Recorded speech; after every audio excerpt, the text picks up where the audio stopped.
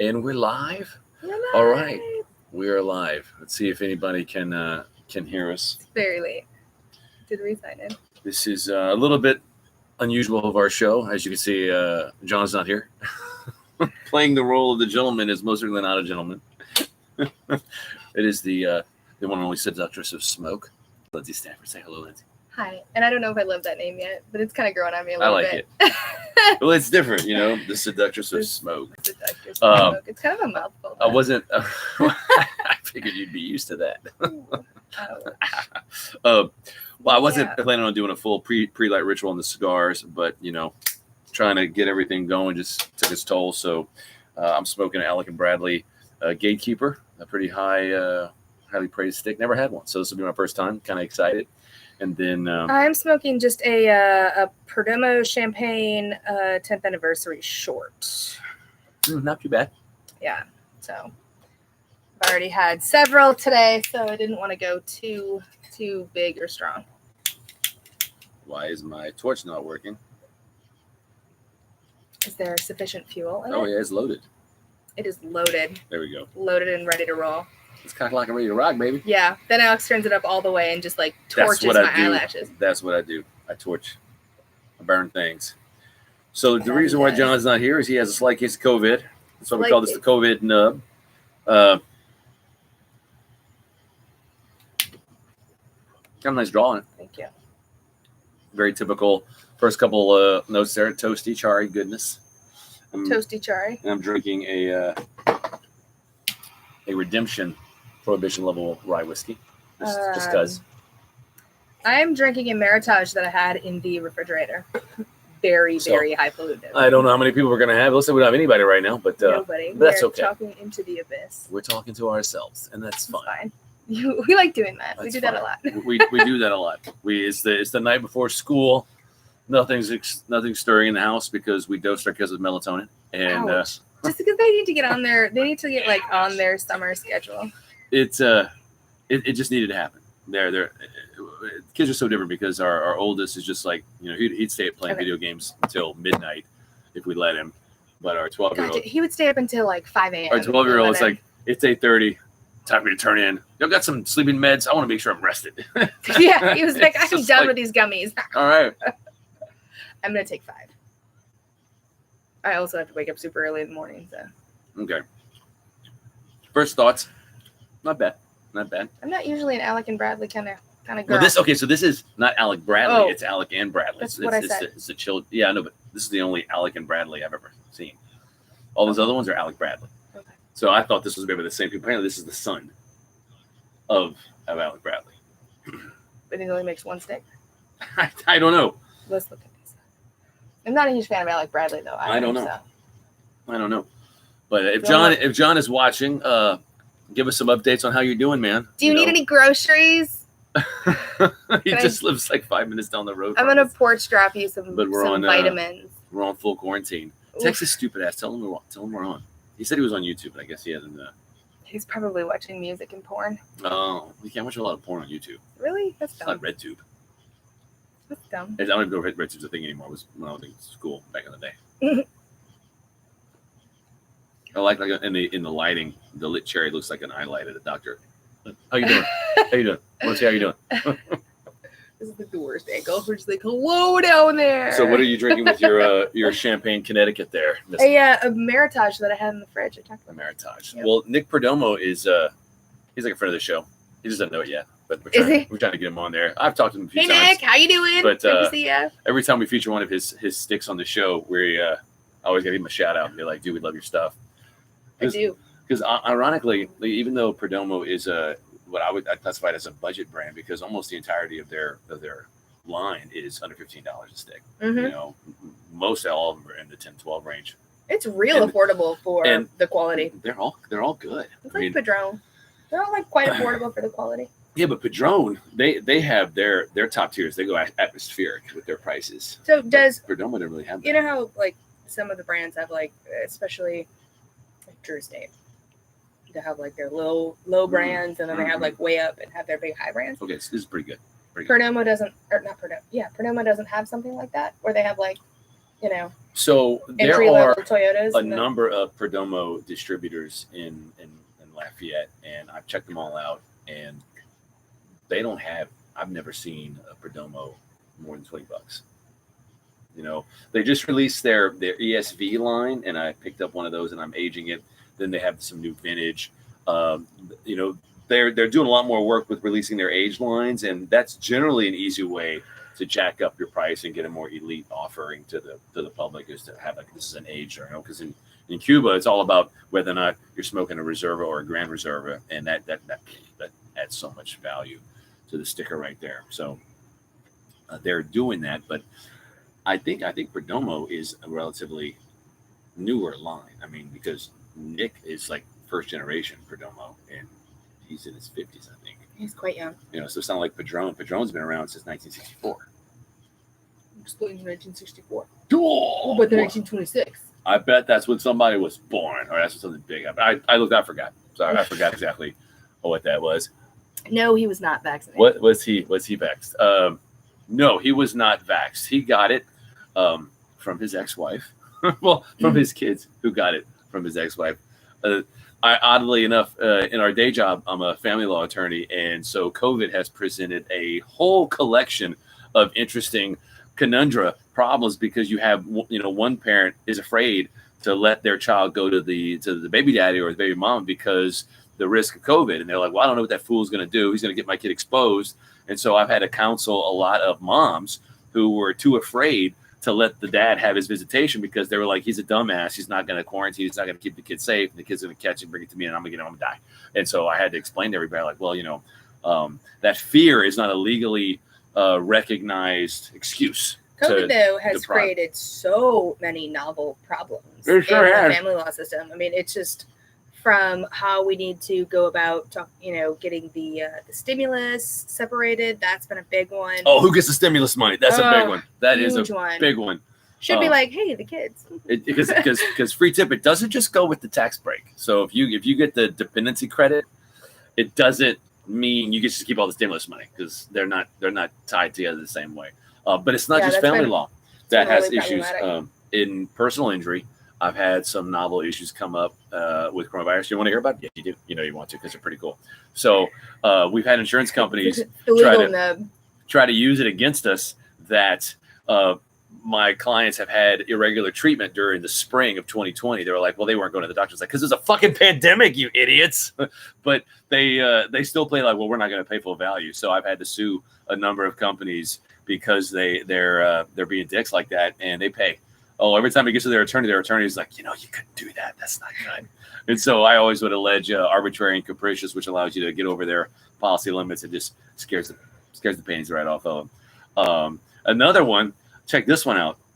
So I have a lady. I'm not gonna this is one of these like make the call things. So I have a lady who was driving her vehicle. She and her husband had just gotten their COVID vaccinations. All right, and they waited like 5-10 minutes where they left, and they were on their way home, and she started having adverse effects. She started getting dizzy, like she was going to pass out. She was getting numb in her arms, and just like, this isn't good. So they pull over because she's like, I can't drive. I can't see straight. Well, her husband is an excluded driver on her policy, which means he's not covered if something happens. Well, she's like, I can't drive. You drive us the rest of the way. He gets in. By the end of the block, they get rear-ended.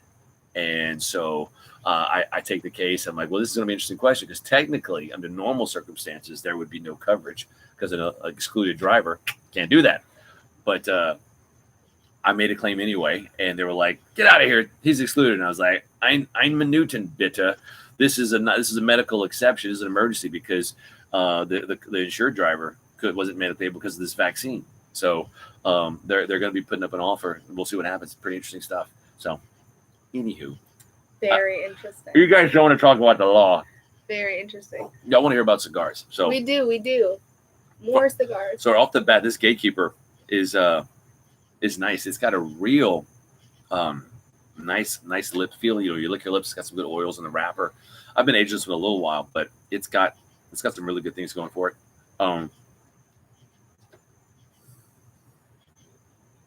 It's got a good retro hill. It's got a real, almost like a clove note to it. Very chocolatey. I'm a fan. You have another question here. It says, from a legal standpoint, what is your opinion on mandating employees to take vaccinations? Okay, so I used to do a running segment on a local news affiliate where I would field COVID questions because they do present so many novel legal problems. So the issue with the vaccine is you have what's called HIPAA laws, and what HIPAA laws do is they protect your privacy with respect to your medical history. So I can't just go up to you and compel you to disclose your medical history. And so whether or not you had a vaccine would fall under that rubric. And so when you have an employer who just says, I'm going to force you to take this vaccine, then basically what that employer is saying is whether you want to or not, you're going to have to disclose your protected privacy medical information. And without a written authorization, that's typically illegal. And so what I would say, if you wanted to try to gauge the legality of that, is you would have to be able to show that the public interest is so high, and it's debatable.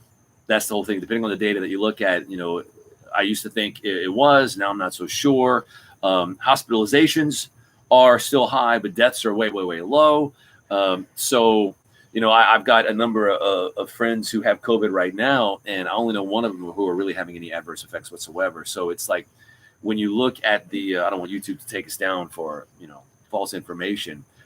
You can't be too critical of the establishment narrative on COVID. But if you look at the actual mortality rates for people of working age, ages of like 18 to 65, COVID kind of looks like the flu a little bit. So, personally, I don't think it's a good idea. There's already enough flack about employers forcing customers to wear masks. So I think the analysis, though, is kind of similar as far as whether or not the public interest is high enough to justify the intrusion. I mean, that's always the analysis when the Supreme Court would look at any kind of overreach issues of, we're gonna constrain your rights. It's better be a good reason. Okay, so I can't give you a definitive answer because honestly, it's going before the courts now, and they're going to we'll find out what they say. But I would argue that the data doesn't warrant it. But I'm a rogue, so I don't know. For sure. I can't read the screen, so if anybody else comments, you're gonna have to let me know because let's see. I'm holding on my glasses on. I'm sorry.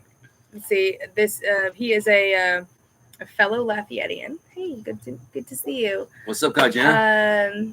Gotta represent. 1.7% by the numbers. I'm a healthcare professional and not taking it. Thanks for the honest input, and I agree.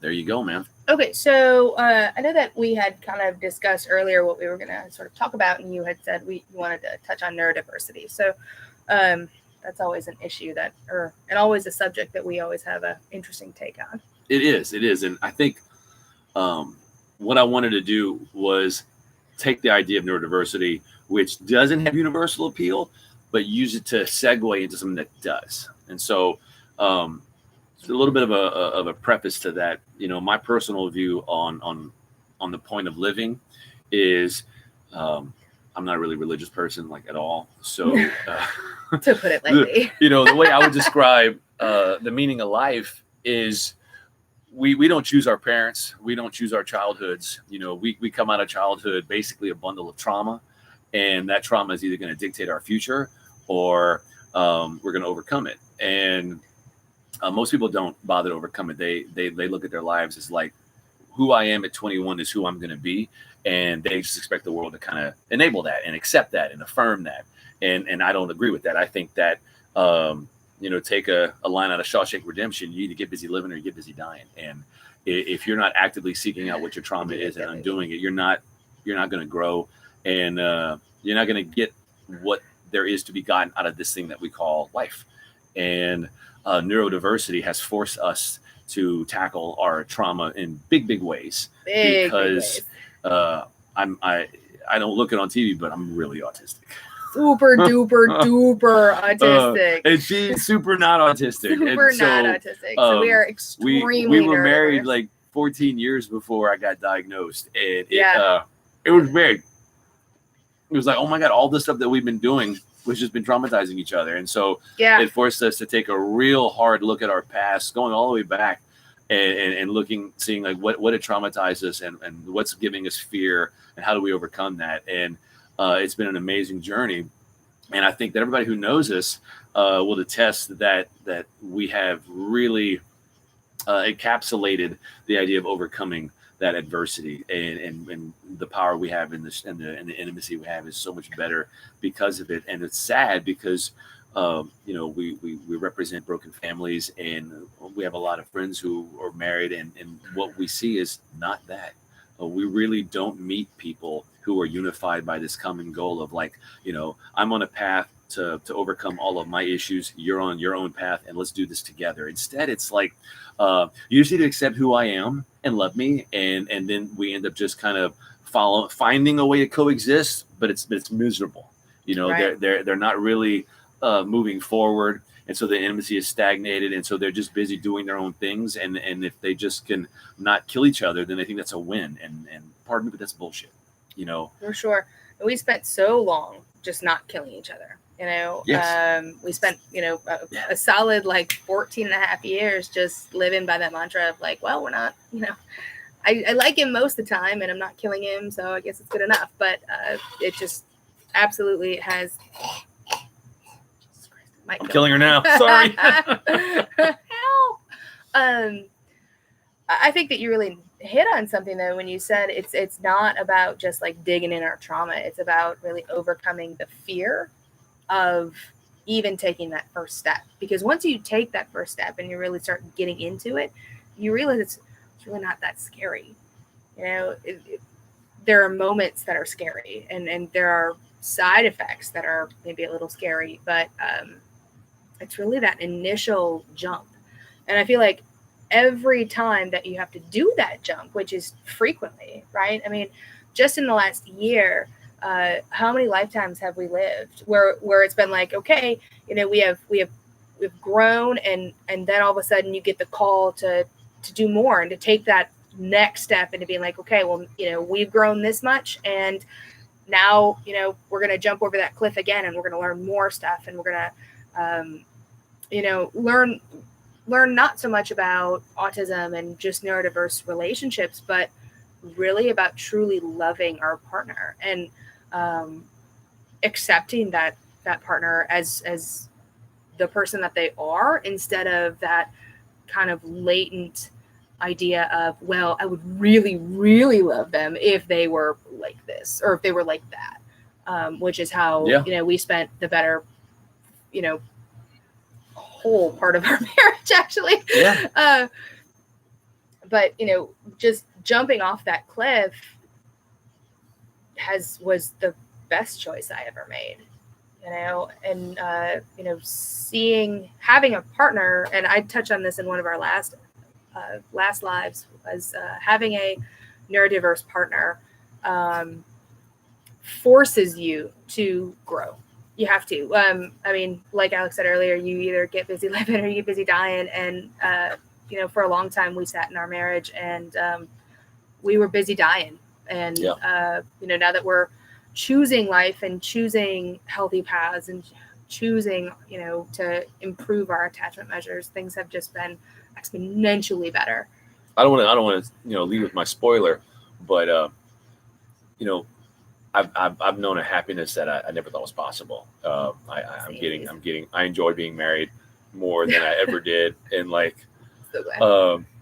It's amazing that like when you feel like your partner sees you, like really sees you, and doesn't see some manifestation or some projection of their own trauma onto you, when they see you, that what you think of as love is totally different, because everybody says they can love, but your concept of love is what you got from the world you were given, from what you grew up in. If that was broken, if that was toxic, then guess what? Your concept of love is toxic. And so if you're a traumatized person, it might be the case that what you understand as love is actually hate. It's actually harming people because You're so screwed up. And so you can't just be complacent and be like, well, it feels like love. This is what I think love is. If you go on social media, and you're on YouTube, so I mean, I guess you do. If you go on Instagram or Facebook and you read what people say about themselves and their capacity as like a partner in a relationship, it's amazing how it's almost unanimous that everybody just wants affirmation. They just want to say what you're doing is good, even if it's not. But going back to what she was saying about what makes it so hard, I think the reason why people don't do it is that the very first step that comes about when you say, maybe these things, these pillars of who I am, if these are all the results of trauma, then what that means is you don't know who you are. You don't know what you're all about. And so that's very scary. That fear of like, I may have to divest myself of everything that is dear to me that I think is me because it's bad. It's like saying, I'm going to cook dinner, and you plan a recipe and you're like, this is a good recipe. I'm a good cook. I know how to cook. And you go, but all your shit's expired. All your meat's spoiled. So, it's scary to be like, actually, I'm going to go check the expiration date on all this stuff, and everything that's bad, I'm going to toss it. You may be like, I've got to redo my whole fridge. Been there, done that. Thanks, Monica. But that's daunting. And I think that's why a lot of people don't bother to pull the trigger and they don't do it, is because it's just too much. It's easier to do the curtains and polish the brass on a sinking ship than it is to patch the hole.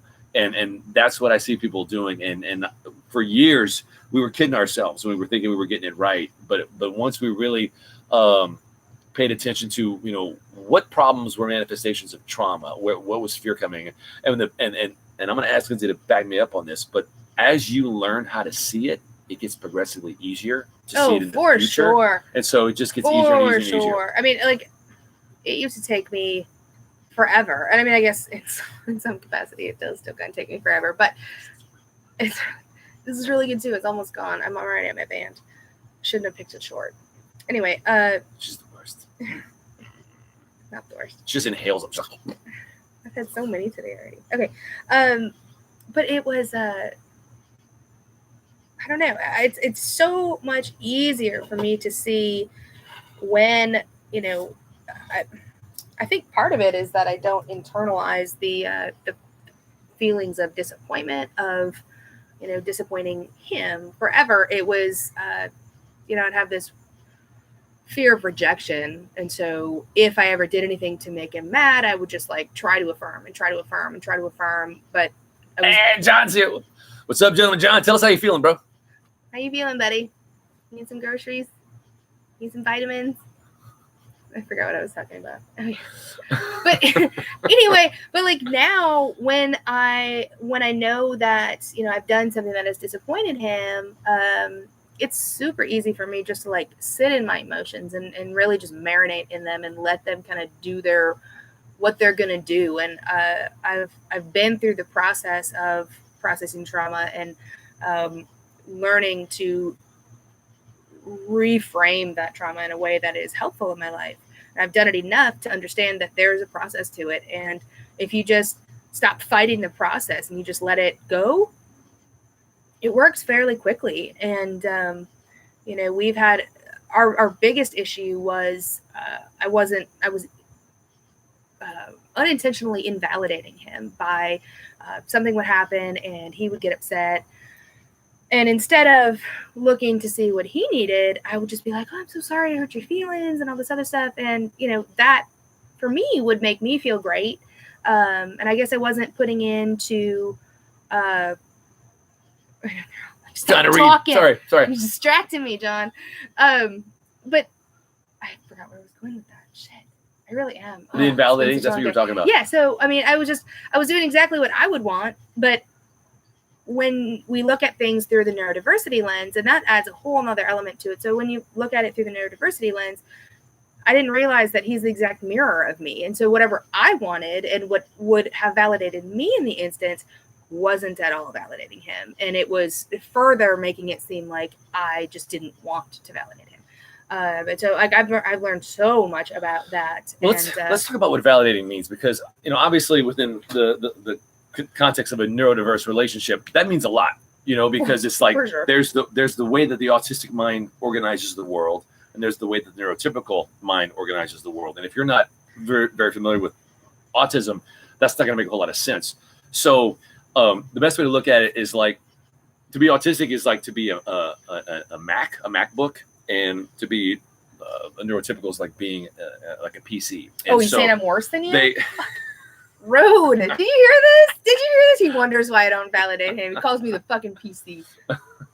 she's just you're way more Chromebook. PC than I am. I'll give you that. That's for sure. But he's like, she's like, just busted ass Chromebook. You can't just take the same piece of software, the same game, and play it on both computers. It was not going to work on one of them, maybe both. Okay, and so the invalidation problem is that both computers work fine and they both do what they do fine. They just do different things and they do them in different ways. And so if you're going to have these two computers learn how to communicate and exchange algorithms, you have to know and appreciate the fact that, like, well, the way the metrics are set up in this computer, it's not the same. And so we have to make sure that we put things in terms that the other computer will recognize. And in general, we don't do that. Whether or not you're neurodiverse, you're still going to have different perspectives. Your worldview is going to be a little bit different. Hey, Garrett. Your value system is not going to put the same values as mine does on a given thing. That doesn't mean you're a bad person. It just means that your experiences, have shifted things. You see things a bit differently, and that's okay. Right.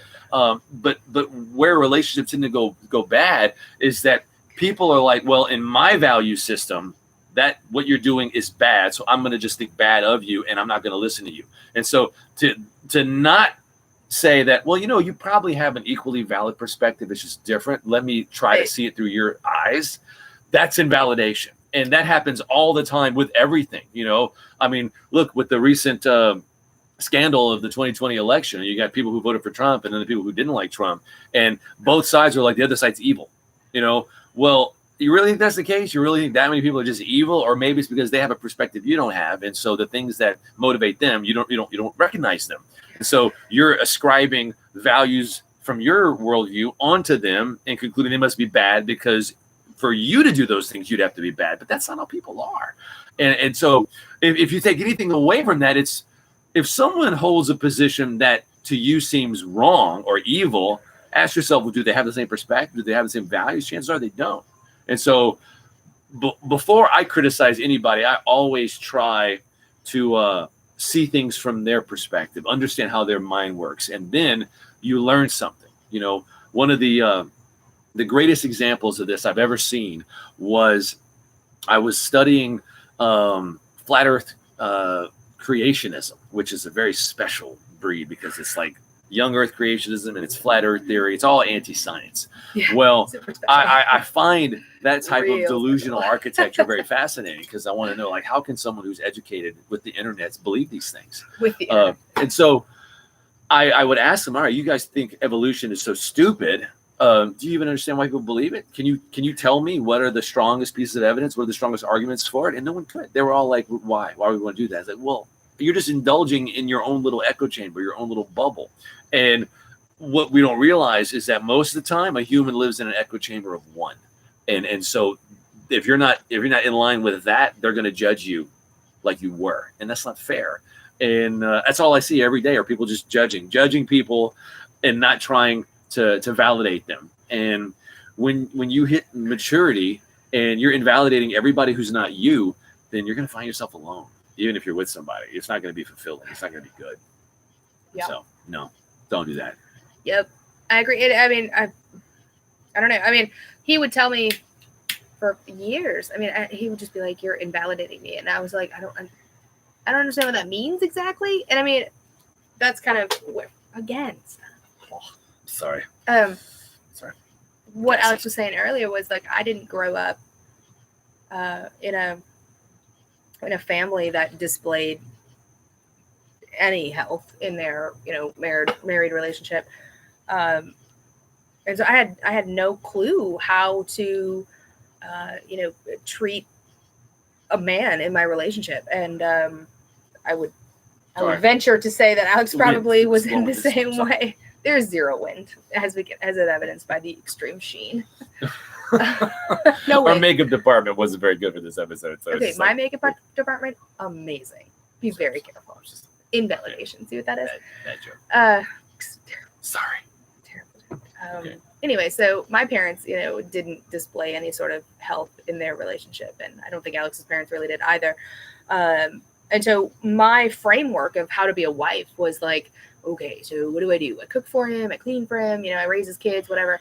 And once that was over, I was like, well, now I'm just, I guess I'm good. I guess I'm fine. But it was so much more than that. And now that we've really figured out how to validate each other, it's made conversations that we always have good conversations, deep conversations. And it's part of the reason why I like cigars so much, is because it allows us to have, an hour and a half of uninterrupted convo time. But that is nice.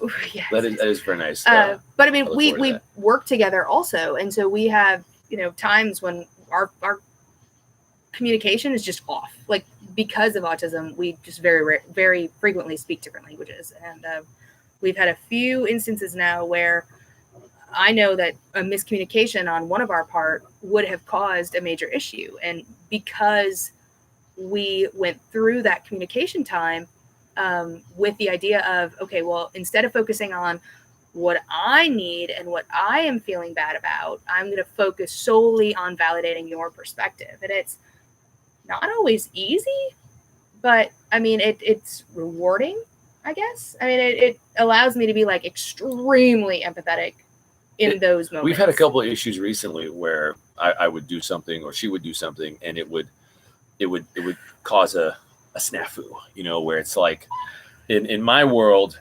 what causes issues is when I feel like I'm being unfairly judged because I'm such a principial thinker. All the time.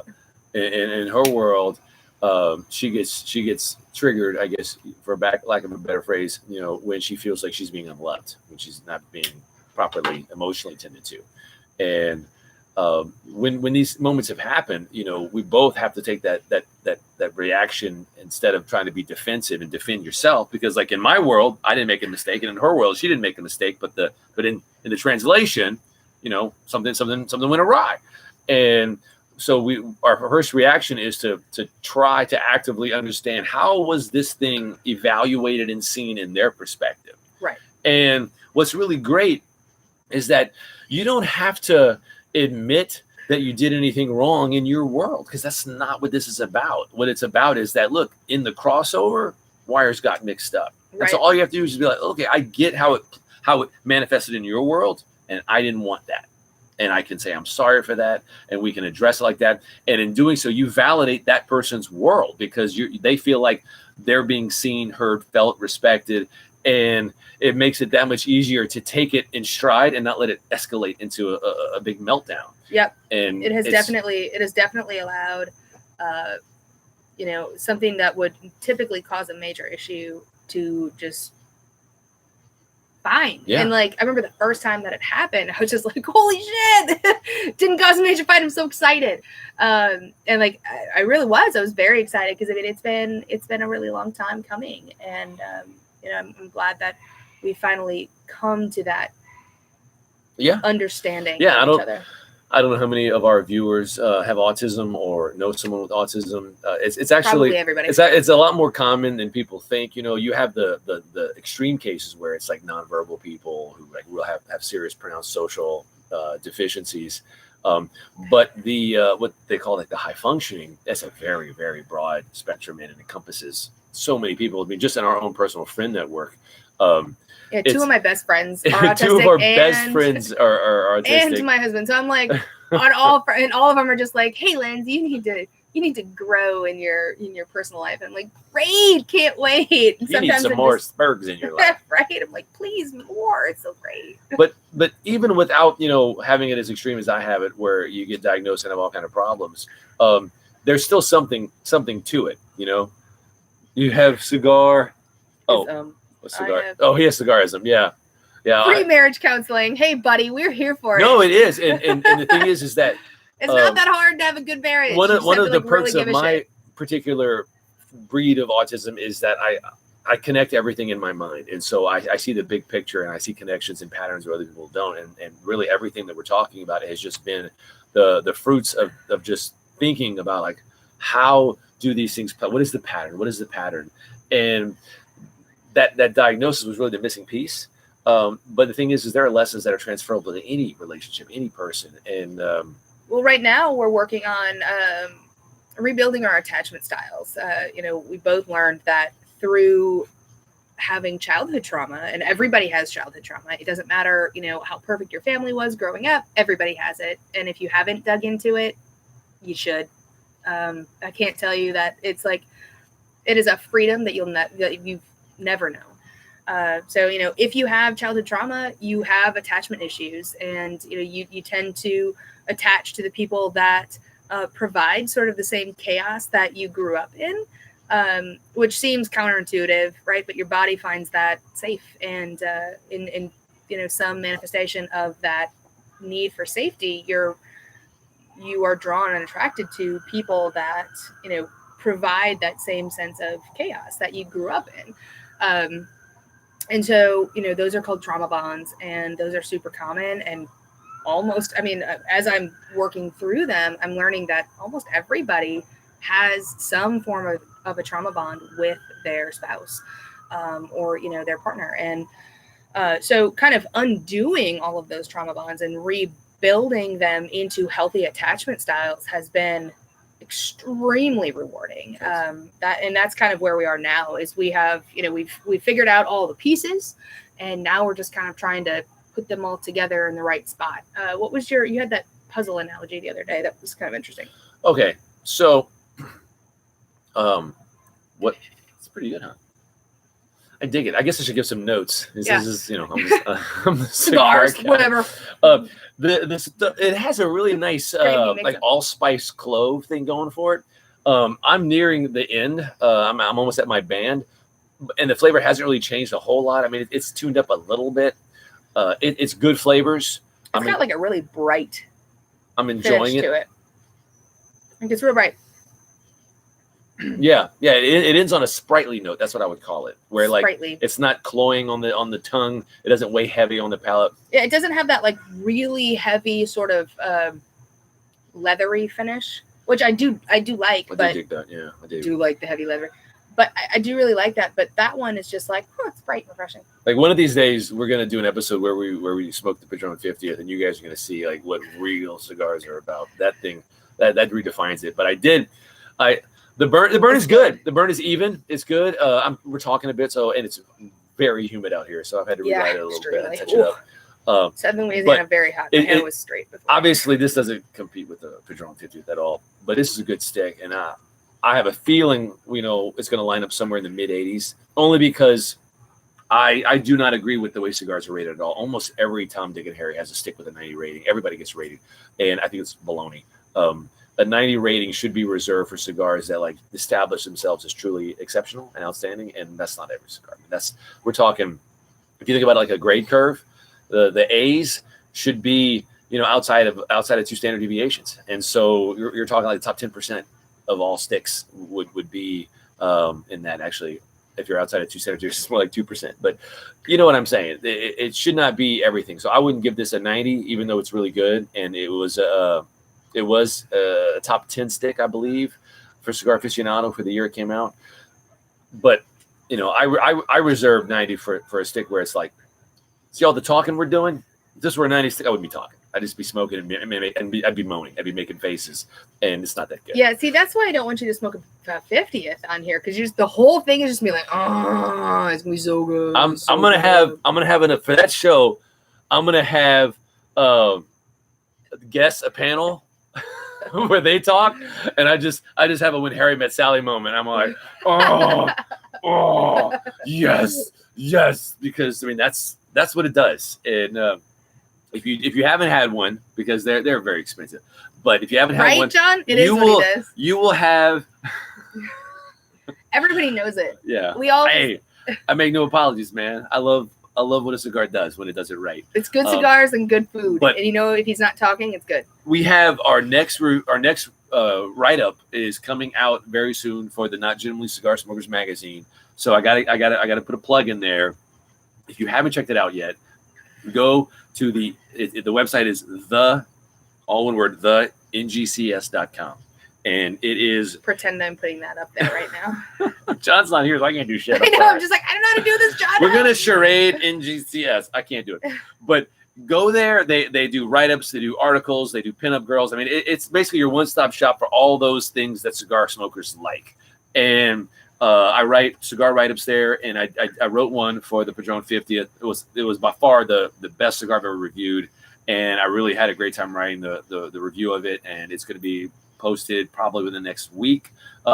And to commemorate how great of a steak it is, we actually got a professional photographer to shoot our model, taking shots with it, and it is going to be muy caliente. And so look for that. I'll be posting links to that. Good. It's certainly going to be worth the $5 it costs to get all access to the NGCS website. It is fantabulous. She's going to be doing write-ups pairing cigars with charcuterie boards. Yeah, so I wanted to talk about that. So go ahead. Segue. Thank you for the segue. I'll just say her and moan. Yes. I am going to be starting a segment doing cigars and charcuterie pairings, but I would also like to sort of move it into not only charcuterie but also cocktails. I love a cocktail, and I know that a lot of men, they enjoy just, a couple fingers of whiskey and, a cigar, and that's fine. Guilty. Yeah. But I also know that you like to be pampered sometimes, and you like a good cocktail. Yeah. And that's part of the reason why people like to come over here, is because I make good cocktails. She makes an amazing old fashioned. I do. So we're gonna talk about cigar pairings and cocktails, and maybe learn a little bit about cheese and. If you are in the Acadiana area, you need to shoot me a message on Facebook and ask me how to get invited to one of my cigar parties, because that is the shit. She always puts on the most amazing charcuterie spread. We have amazing food. We have friends who are boutique whiskey enthusiasts, and so they bring amazing stuff. It's real good. One of my bestest pals has one of the largest collections of Cuban cigars in the country, so he brings stuff over. I've got my own collection of exotica to smoke. It's a blast, and everybody always raves about it. And we play poker too. It's a great time. It's a good time. It is. It's a good time. Expand your palate. If you're in the Lafayette area, you can shoot us a message. Come by, and sometimes we smoke cigars and play poker. Sometimes we smoke cigars and get deep. It's kind of just toss up of what we do. That's what we do. It's always a good time, though. We talk a lot about cigar culture, and I want to give a shout out to my friend Michael. This is just a great story of what is so great about the cigar world. So I met Michael because he was opposing counsel on a divorce that I'm working on. We're still working on it, and he had I don't know how he kind of got wind that I was a cigar guy. I mean, people talk to me about it all the time, so I never really know. It's kind of the word on the street with you. He's a mustache and a cigar guy. That's about it. We were at a hearing, and he's just like, "When are you going to teach me about cigars?" I'm like, "Right now." Pardon me, Judge. We got talking to do, So I started telling him stuff, and he's like, "Give me some recommendations." This guy had never really smoked cigars before, didn't know anything, and so I gave him. I said, "Look, go check out a couple of these episodes that I've done where we reviewed the Perdomo champagne, the Villiger Cream, the JFR Connecticut. Those are all really good starter smokes. Not going to break the bank." Well, he got those, and he was like short. He was like Johnny Five from Short Circuit. He was like, "More input. I want more." So I kept giving him more stuff.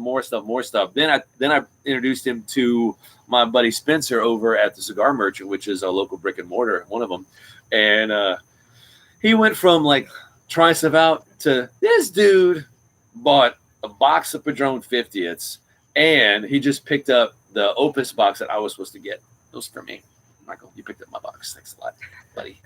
Thanks, Michael. Those are really hard to come by. So, but like we'll do things where he'll be like, "Hey, we need to work on this file." So we'll go meet and smoke a cigar and talk numbers. It's just an amazing thing that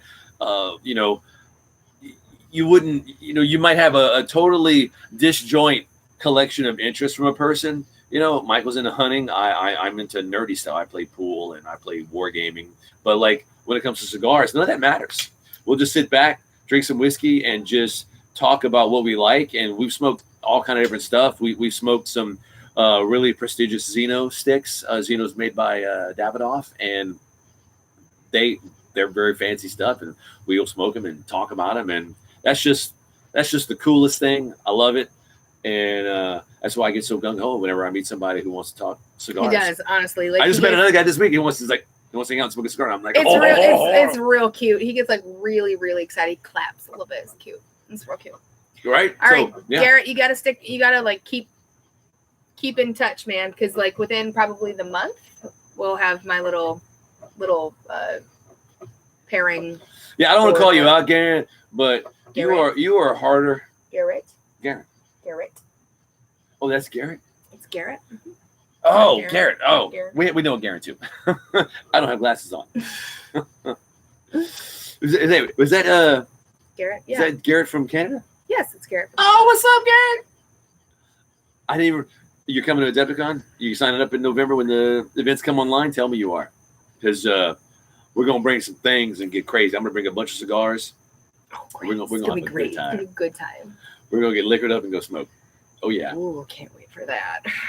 All right, Whatever. I am pretty much done with mine. I am past the band. All right, we are at a 45-minute mark. This is a lot. Longest nub I've ever seen.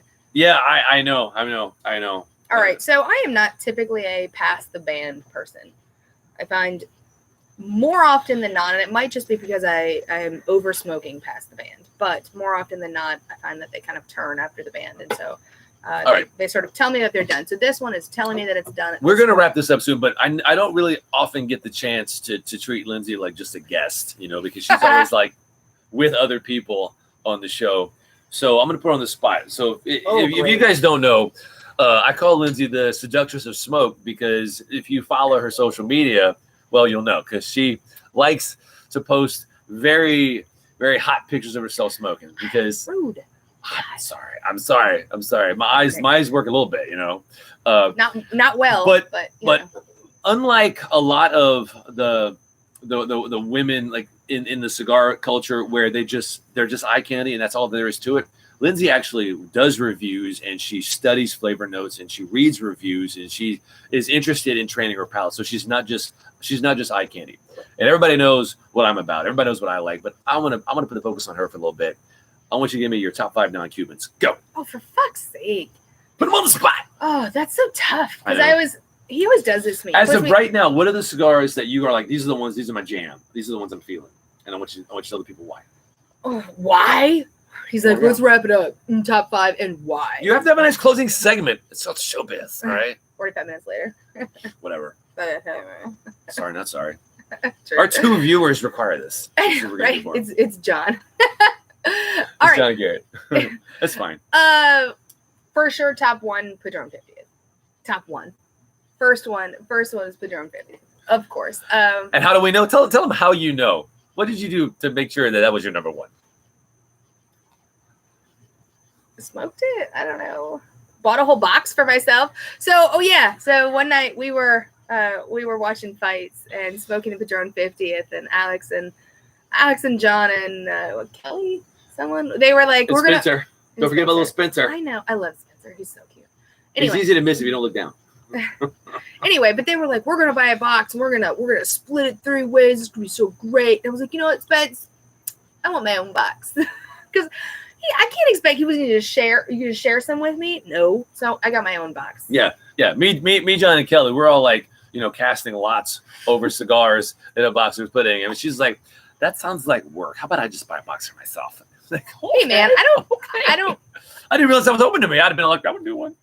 I don't buy a whole lot of cigars for myself.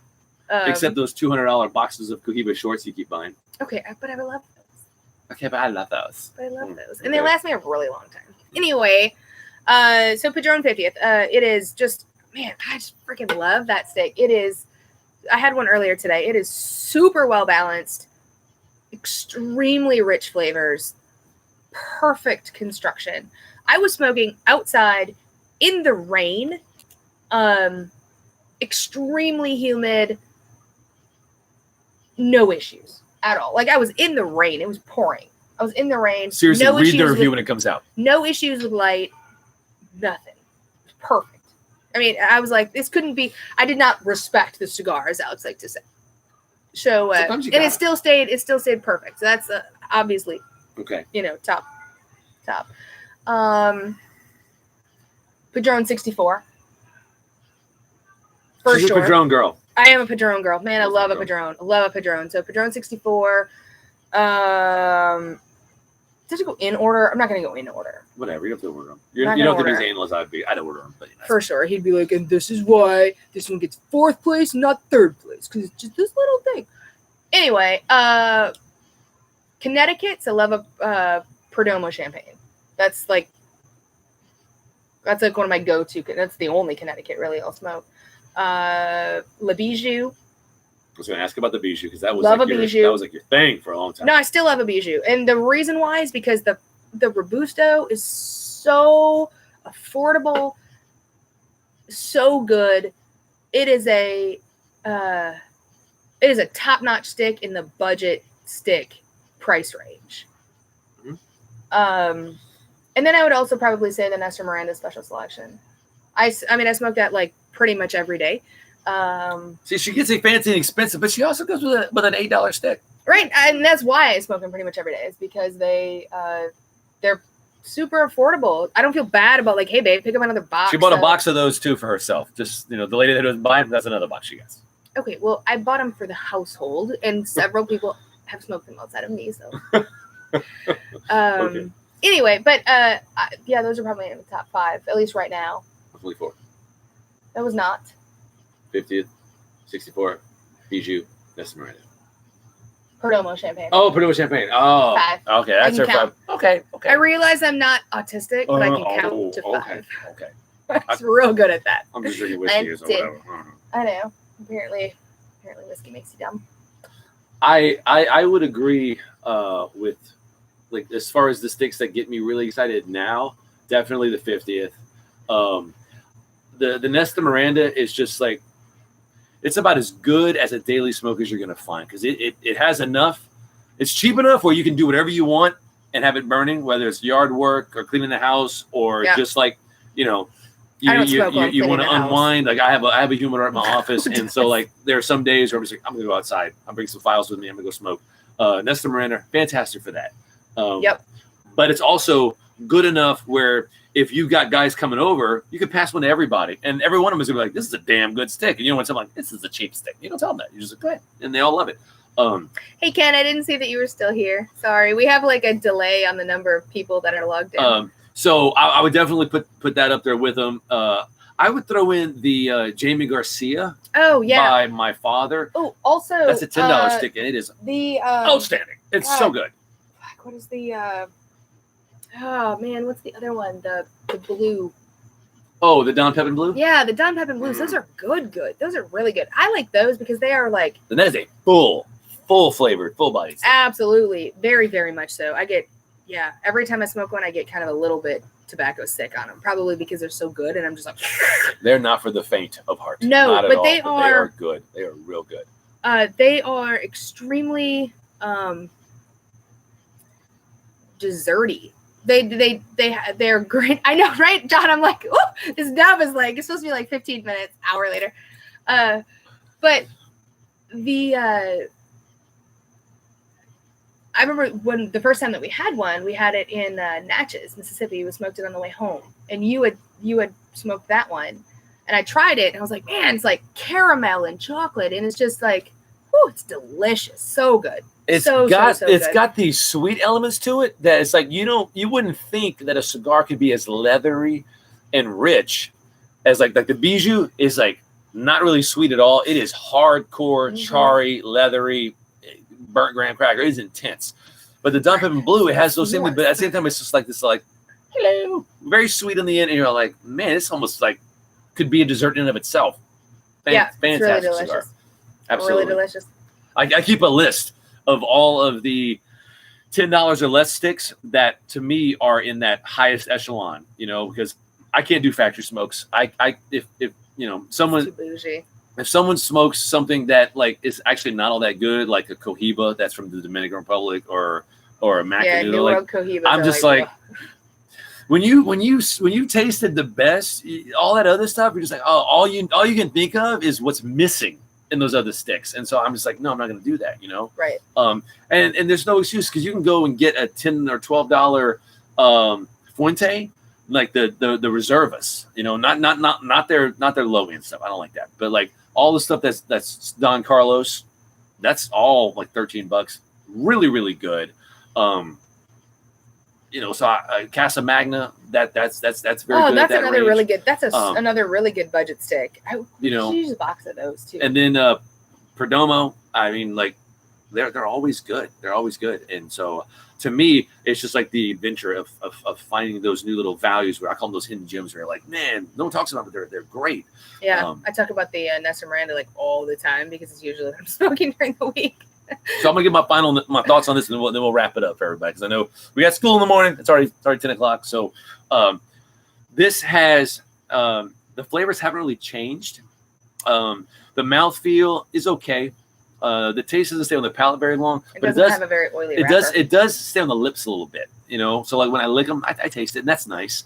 I like a cigar that like keeps its presence felt for a while after you've exhaled, you know. The burn was good. The line has stayed straight. I would put this around an 85, but I don't want people to think that I'm saying it's not a good stick. It is absolutely a really good cigar. He's just real picky. But I'm very hard to please. You know, I try to be the Simon Cowell. I know John likes to be the picky guy, but he's you know, hard to please in like all areas of his life. So just why not add another one? So I really appreciate you guys tuning in. And we do have next week, we're going to do our big live show. We're going to have our special guest. I think she's lined up to go. He loves a good mouthfeel. She was on an early episode, Farrah Raina, the life coach. She had a lot of fun. She was a lot of fun, and the people seem to like her. So we're going to have her back. She wanted to be on a live show. And I don't know what we're going to smoke, but I got my firm, Stanford Law Firm, is going to sponsor the show. So I'm going to go arrange for some really bougie gear, like a really nice torch. And that's going to be our giveaway. So make sure you tune in for that. And to be eligible to win it, all you have to be is a subscriber to the show and comment like you guys are doing right now. And we'll pick one. Hopefully it'll be more than 3 guys. But we'll pick one, and then I'll ship it out to you guys. And then just take a picture and let us know you got it. And we'll be great. So thanks, Ken. Have a good night. Thanks for sticking Seductress around. of Smoke. And I'm the Scholar. And until next time, keep it smoky, guys. I was like, man. And yes. Yes.